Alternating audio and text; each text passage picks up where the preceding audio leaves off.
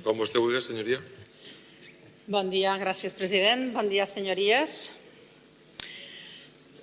El meu grup votarà a favor de la creació de la comissió d'estudi sobre la reforma de la PAC que porta avui el grup popular. I votarem a favor perquè va en la línia del que nosaltres demanem sempre que es parla de PAC, i és que tal i com demanen les organitzacions de xicotets llauradors i llauradores des de fa molts anys, aquest ha de ser un debat obert a la societat europea en el seu conjunt. I és que la PAC concentra quasi el 40% del pressupost global de la Unió Europea, del que a l'estat espanyol li corresponen 43.996 milions per a l'actual període 2014-2020. Una política que es caracteritza per una aplicació injusta en la distribució general de les ajudes i també en la distribució entre sectors i entre territoris. Hi ha clarament uns guanyadors i uns perdedors de la PAC. La PAC és un bon negoci per a un grapat de grans empreses i per a alguns terratinents rentistes que viuen de les ajudes públiques a compte de l'agricultura.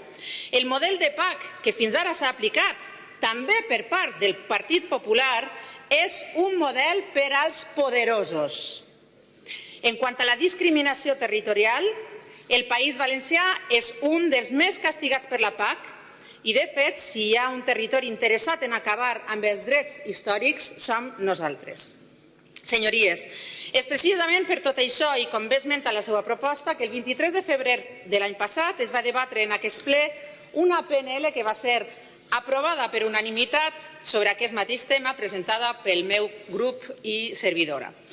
I ho vàrem presentar en aquell moment perquè encara no s'havia debatut el reglament òmnibus i pensàvem que, a més de posar en l'agenda política un tema tan important com aquest, calia donar-li un mandat clar d'esta cambra a la consellera quan ens representa en les seues reunions amb la resta de consellers i amb la ministra d'Agricultura, clar. Fa quasi 2 mesos, el meu company en el Congrés del grup confederal Unidos Podemos, En Comú Podem, En Marea, el senyor Gómez Reino, va interpel·lar en el ple del Congrés a la ministra Tejerina sobre el procés de reforma de la política agrària comuna que està obert en el marc de la Unió Europea, així com la posició del govern i les negociacions sobre aquest tema. La moció resultant insta el govern a incloure uns principis molt semblants als que es varen aprovar en aquesta cambra l'any passat i, a més,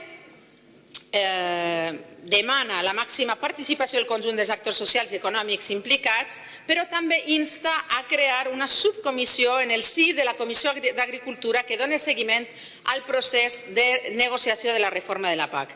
Finalment, insta que les posicions defensades pel govern espanyol durant el procés de negociació de la reforma de la PAC, inclòs el seu vot final en el Consell de la Unió Europea, siguin sotmesos prèviament a debat i aprovació pel Congrés dels Diputats i la Conferència Sectorial d'Agricultura i Desenvolupament Rural, cercant el major consens possible.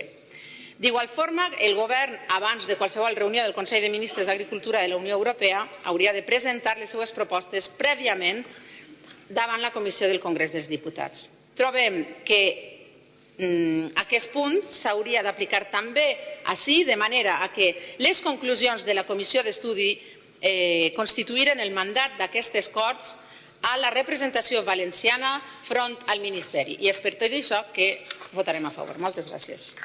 Moltes gràcies, senyoria.